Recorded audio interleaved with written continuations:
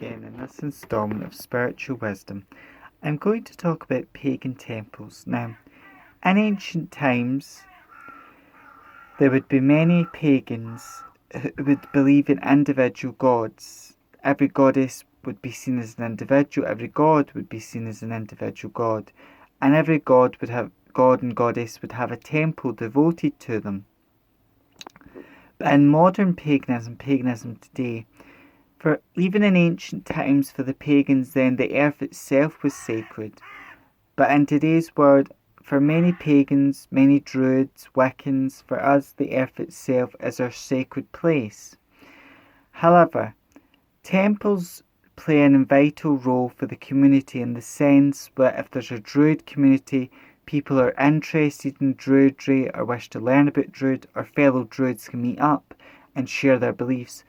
If there's a Wiccan temple, and there are a few, this is where fellow Wiccans can meet up. And every Wiccan may follow the practice of Wicca differently, but it's a great place for members of the community to talk about what Wicca means for them, how Wicca's changed their life, and just to have that shared of community.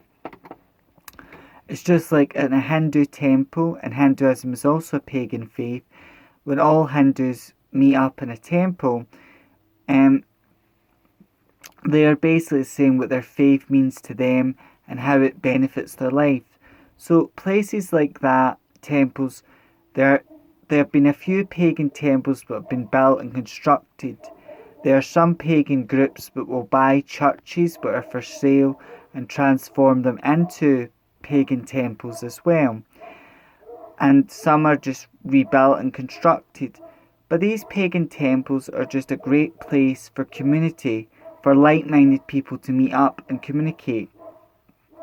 For example, if there was a temple devoted to Isis, but let's say there was another temple devoted to Isis somewhere nearby me or nearby someone, and people worked with Isis, or there's a temple devoted to the goddess Morgan, and all the people that work with Morgan will have a different relationship with her. But as they go to this temple to honour Morgan, this is a place where they can meet fellow worshippers and share their beliefs and what Morgan means to them and how she's helped their life. So this is the great thing about communities and temples. They're not necessary or a requirement, but they're a great place for fellow practitioners and fellow like-minded people to meet up. It's just like in a witchcraft shop. Not everyone who goes into a witchcraft shop or a magic shop is a witch. Some people will be Reiki practitioners. Some people will be interested in spiritual things, but they're not following a specific religion. Some people walk into a witchcraft shop might be a shaman or follow a shamanic path.